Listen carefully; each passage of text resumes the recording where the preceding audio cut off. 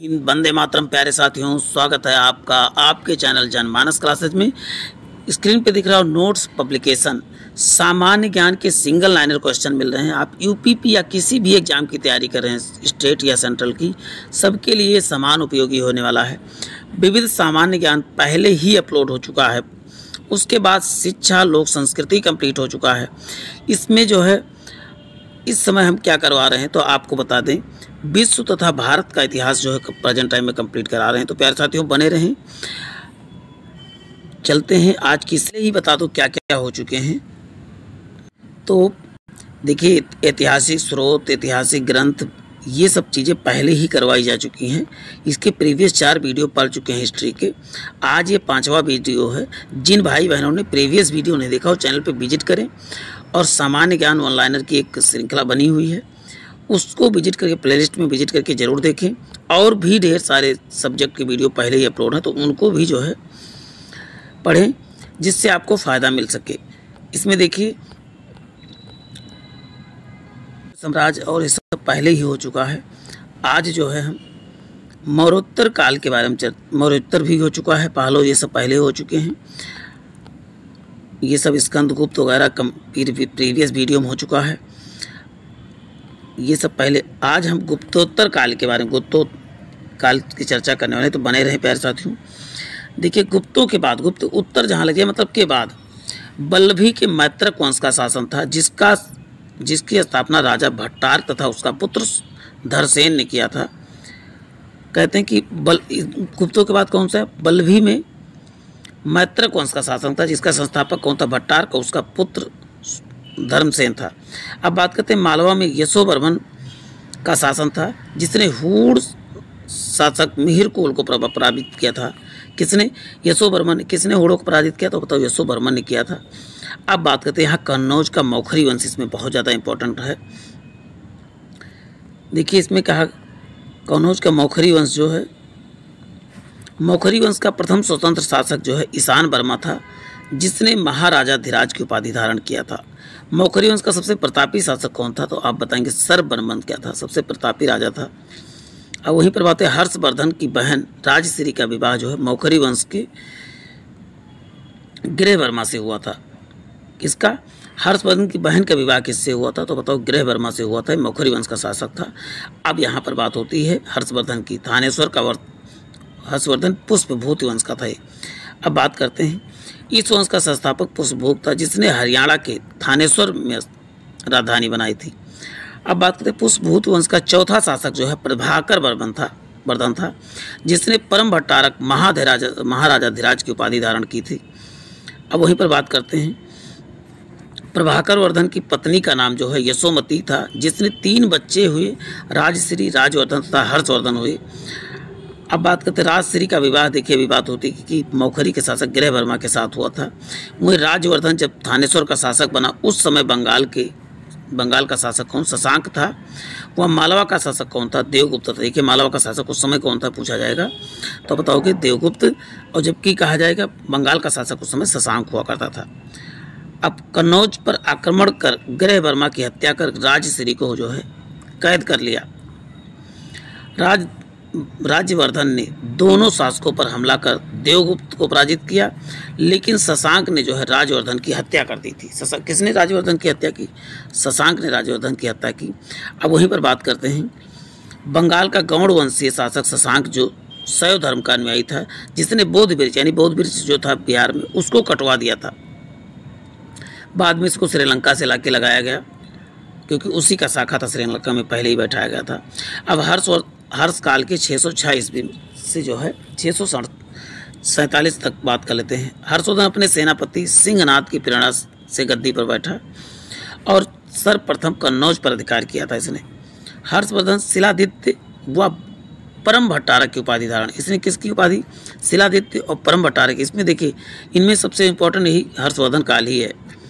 शिलादित्य व परम भट्टारक की उपाधि किसने? तो हर्षवर्धन ने धारण किया था। हर्षवर्धन बल्लभी का युद्ध जीता, जो गुजरात में स्थित है, जहाँ का शासक ध्रुवसेन था। बल्लभी को किसने जीता था? तो आप बताओगे हर्षवर्धन ने, जहाँ का राजा उस समय कौन था? ध्रुवसेन था। एहोल अभिलेख से ज्ञात होता है कि हर्षवर्धन ने जो पुलकेशिन द्वितीय को युद्ध में पराजित किया था। अब हर्षवर्धन ने चीन में 641 ईस्वी में राजदूत भेजे, जो चीन के शासक ने 642 से 43 में हर्षवर्धन के दरबार में 2 राजदूत भेजे थे। हर्षवर्धन ने कश्मीर शासक से महात्मा बुद्ध के दंत अवशेष प्राप्त किए। कश्मीर शासक ने क्या दांत के अवशेष प्राप्त किया था। अब यहाँ पर देखिए, आगे बढ़ते हैं। हर्षवर्धन प्रति 5वें वर्ष प्रयाग में जो है एक समारोह आयोजित करता था, जिसे मोक्ष परिषद कहा जाता था। इलाहाबाद में ही 5वें वर्ष में क्या है, एक परिषद आयोजित करता है जिसे मोक्ष परिषद कहा जाता है। प्रयागराज में हुई 6वें धर्म सभा में ह्वेनसांग ने भाग लिया था। और हर्षवर्धन के समय कुंभ मेले की शुरुआत हुई थी। किसके समय जो है कुंभ मेले की शुरुआत हुई, तो बताओ, हर्ष के समय में। हर्षवर्धन में रत्नावली, प्रियदर्शी तथा नागानंद नामक नाटक लिखे थे। ये इंपॉर्टेंट है, रत्नावली, प्रियदर्शी का, नागानंद की रचना जो है हर्षवर्धन ने किया। और वहीं पर लिखे किंवदंती है कि हर्षवर्धन जो है धावक नामक व्यक्ति से उपहार देकर अपने नाम का नाटक लिखवाए थे। कुछ लोग कहते हैं कि खुद नहीं लिखा था, एक धावक नामक व्यक्ति था जिसे जो है उपहार या पैसा देकर लिखवाया करता था अपने नाम से। अब हर्षवर्धन दरबार में कवि वाण भक्त रहते थे, जिन्होंने हर्षचरित, चंडी शतक, पूर्व पीठिका व कादम्बरी पुस्तकों की रचना की। हर्षवर्धन के दरबार में मयूर शर्मा विद्वान ने मयूर शतक व सूर्य पुस्तक नामक रचना की थी। सूर्य शतक पुस्तक नामक रचना किसने किया था? आप बताओ कि उसके दरबार में कौन सा मयूर शर्मा विद्वान रहते थे, इसने मयूर शतक व सूर्य शतक की रचना की। और वहीं पर बांसखेड़ा अभिलेख या मधुबन अभिलेख में जो है इसका संबंध किससे? हर्षवर्धन से है। अब ह्वेनसांग के बारे में बात कर लेते हैं। ह्वेनसांग जो है हर्षवर्धन के समय में आया था। हाथ से हर्षवर्धन, हाथ से ह्वेनसांग, याद करें। 629 ईस्वी में भारत आया, लगभग 645 ईस्वी तक भारत में रहा। ह्वेनसांग नालंदा विश्वविद्यालय में अध्ययन करने की तथा बौद्ध धर्मों को संग्रह करने के लिए उद्देश्य से आया था। ह्वेनसांग ने सिहुकी नामक पुस्तक लिखी, जिसमें उसका विभिन्न देशों की यात्रा वृत्तांत था, जिसमें हर्षवर्धन को शिलादित्य कहा गया। हर्षवर्धन को क्या कहा गया? शिलादित्य कहा गया। अब वहीं पर बात करते हैं। ह्वेनसांग के समय नालंदा विश्वविद्यालय का प्राचार्य जो है शीलभद्र था। ह्वेनसांग को यात्रियों का राजकुमार व नीति का पंडित या वर्तमान शाक्य मुनि, देखिए इसमें तीनों नाम याद कर लेना है। ह्वेनसांग को नीति का पंडित कहा जाता था, यात्रियों का राजकुमार कहा जाता था, वह वर्तमान का शाक्य मुनि की संज्ञा दी गई थी। वर्तमान में शाक्य मुनि की संज्ञा किसे दी गई, तो आप बताओगे? इसी को दी गई थी। अब हर्षवर्धन का जो है प्रशासन के बारे में जान लेते हैं। क्वेश्चन है, सिंहनाद हर्षवर्धन का प्रथम सेनापति था और कुंतल और सुसेना का सेनापति था। हर्षवर्धन का प्रधान सचिव जो है भंडी और युद्ध व शांति का मंत्री जो है प्रधानमंत्री जो अवंती था। अब बात करते हैं इसमें, देखिए हर्ष का साम्राज्य जो है प्रांतों में भुक्ति के रूप में विभक्त था, जिसके शासक जो है लोकपाल व उपरिक कहा जाता था। अब बात करते हैं प्रांत के अंतर्गत जिले या विषय और विषय के अधीन जो है पाठक या तहसील होते थे। एक एक चीज़ में इंपॉर्टेंट है प्यारे साथियों, क्योंकि हर्ष से क्वेश्चन आते ही आते हैं। प्रशासन की सबसे छोटी इकाई जो है ग्राम, जबकि मुख्य को क्या कहता, ग्राम पटलिक कहा जाता। देखिए आप वैदिक काल में वहाँ ग्रामिक पढ़ते थे, लेकिन यहाँ पर ग्राम पटलिक कहा जाता है।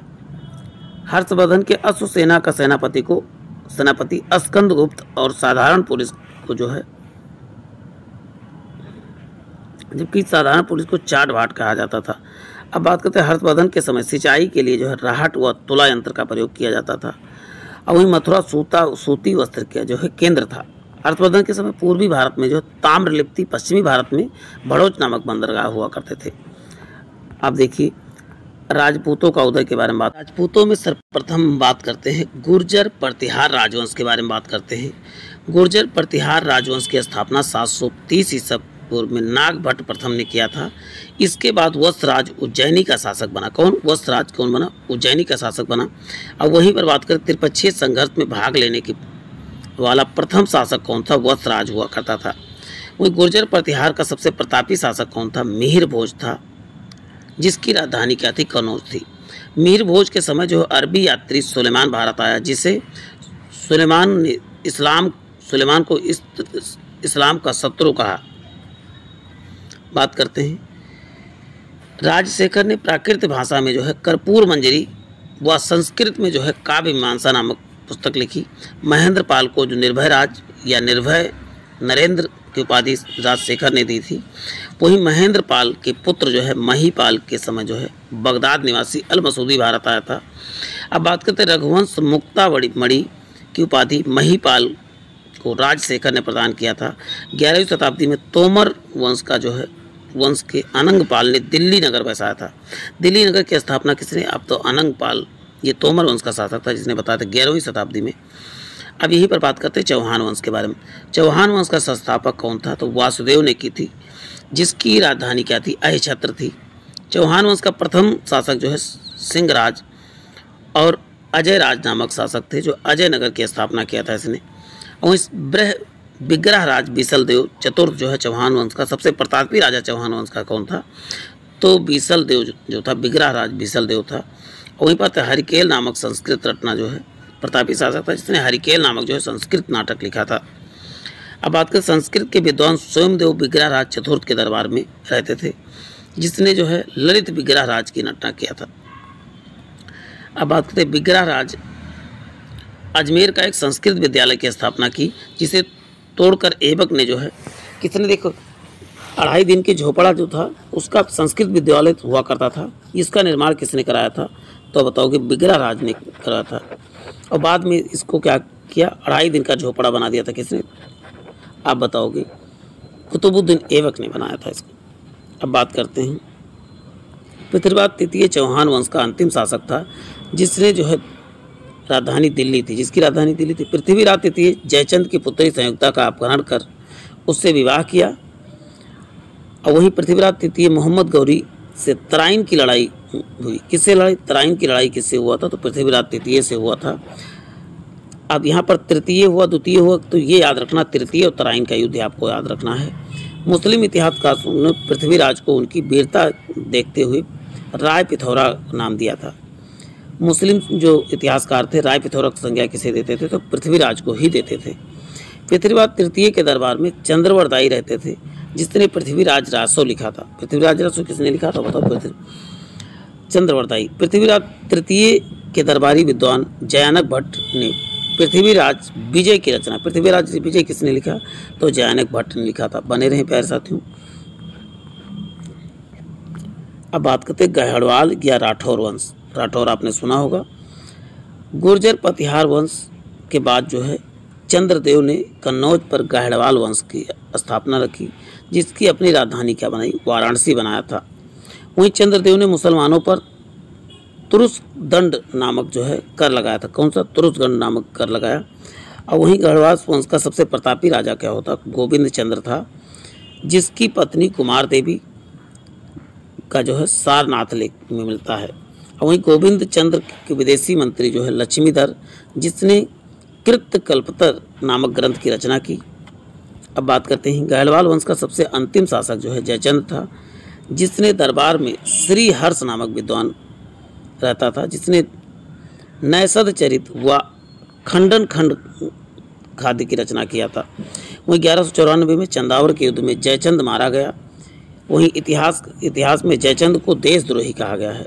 जयचंद को क्या कहा गया है? देशद्रोही कहा गया इतिहास में। चंदावर के युद्ध में 1994, देखिए 4 से चंदावर 1994, ये चीज़ याद करके रखना है। मालवा के परमार वंश के बारे में बात करते हैं। परमार वंश का संस्थापक उपेंद्र राज था, जिसकी राजधानी उज्जैन थी। परमार वंश का पहला प्रतापी शासक जो है मुंजरात था, जिसकी उपाधि क्या थी? कवि मित्र उपाधि दी गई थी इसे। मुंजरात दरबार में धनंजय नामक विद्वान रहता था, जिसने जो है 10 रूपक की रचना की था। 10 रूपक की रचना किसने? मुंजराज ने किया था। परमार वंश का सबसे प्रतापी राजा जो भोजराज के बारे में कहाँ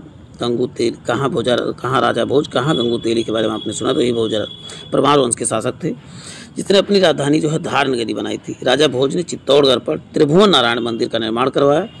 और राजा भोज ने कविराज की उपाधि धारण की और श्रृंगार मंजरी, कुर्म शतक या समरांगण या सूत्रधार आदि की रचनाएं किया था। सोलंकी वंश या गुजरात का चालुक्य वंश के बारे में बात कर लेते हैं। बात है सोलंकी वंश का संस्थापक मूलराज प्रथम ने की, जिसकी राजधानी अहिलवाड़ा थी। भीम प्रथम पहला प्रतापी शासक था, जिसने सबसे जितने समय महमूद गजनवी ने सोमनाथ मंदिर लूटा था, भीम प्रथर का सामंत तेजपाल व बिमल पाल ने जो है दिलवाड़ा जैन मंदिरों का निर्माण करवाया था। भीम का उत्तराधिकारी कौन था? जयसिंह सिद्धराज था, जिसने सोमनाथ यात्रियों को तीर्थ यात्रा समाप्त कर दिया था। सिद्धराज ने जैन आचार्य जो हेमचंद्र को अपना प्रधानमंत्री बनाया था। सिद्धराज ने खंभात में एक मस्जिद का निर्माण किया और सिद्ध समूह चलाया था। गुजरात में मोढेरा का सूर्य मंदिर का निर्माण सोलंकी राजाओं ने। मोढेरा का सूर्य मंदिर कहाँ? गुजरात में। किसने बनवाया था? सोलंकी राजाओं ने बनवाया था। अब मूलराज द्वितीय जो है 1178 में आबू पर्वत के निकट मोहम्मद गौरी को परास्त किया था। प्यारे साथियों, आप चीज़ें सुन लेंगे 2 से 3 बार तो चीज़ें याद हो जाएंगी, इसलिए अब चंदेल वंश के बारे में आते। चंदेल वंश का शासक, किस वंश का शासक? इसका स्थापना किसने किया था? नन्नुक ने किया था, जिसका शासन क्षेत्र जो है बुंदेलखंड था। अब बात करते हैं जेजा शासक के नाम पर बुंदेलखंड का नाम जजाक भुक्ति पड़ा था। जेजा एक शासक था, उसी के नाम पे बुंदेलखंड नाम जजाक भुक्ति पड़ा था। इसकी राजधानी कालिंजर और खजुराहो थी। किसकी राजधानी क्या? कालिंजर और खजुराहो थी। चंदेल वंश का प्रथम सुशासन शासक कौन था? यशोवर्मन था, जिसने खजुराहो में चतुर्भुज विष्णु मंदिर का निर्माण करवाया था। यशोवर्मन ने ही जो है कहाँ पर? खजुराहो में चतुर्भुज विष्णु मंदिर का निर्माण करवाया था। चंदेल वंश का शासक धंग ने अपनी राजधानी खजुराहो बनाई और वहीं पर खजुराहो में कदरिया महादेव का मंदिर का निर्माण राजा धंग ने। खजुराहो का मंदिर आपने सुना होगा किसने बनवाया था? तो राजा धंग ने बनवाया था। महमूद गजनवी कालिंजर अभियान के दौरान चंदेल शासक विद्याधर से डटकर सामना किया था। विद्याधर ने ही उसका डटकर सामना किया। प्यारे साथियों, अब इसमें आपको राजपूत काल की सीमावर्ती राज्य के बारे में आपको खुद पढ़ लेना है। एक पेज है, नहीं तो वीडियो बहुत लंबी हो जाएगी। कश्मीर राजवंश वगैरह समकालीन 3 राज्य के बारे में पढ़ लेना है। राष्ट्रकूट हो गए, इन सबको बारे में। पल्लव वंश, गुप्तोत्तर, चालुक्य वंश, चोल प्रशासन। प्यारे साथियों, आज के लिए इतना ही। जय हिंद, जय भारत। फिर मिलते हैं नए सेशन में।